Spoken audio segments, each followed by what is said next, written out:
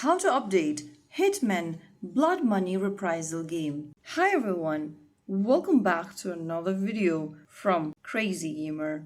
If you're looking for a way to update the Hitman Blood Money game, then the process is quite easy. First of all, go ahead and make sure that your device is connected to a stable internet and launch open your Google Play Store or App Store. In the search bar, type in Hitman Blood Money and search. Now, you'll see the Hitman Blood Money game displayed on the screen. Look if there is an update button available. If you see the update button, tap on it and wait for the download and installation process to finish.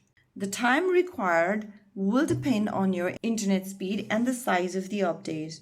Wait until the update is done, and once it is done, you can go ahead and play your game normally. So that is how you update to the latest version of Hitman Blood Money Reprisal. If you found the video helpful, don't forget to like, share and subscribe to our channel. I will be back again in the next video. Thank you for watching.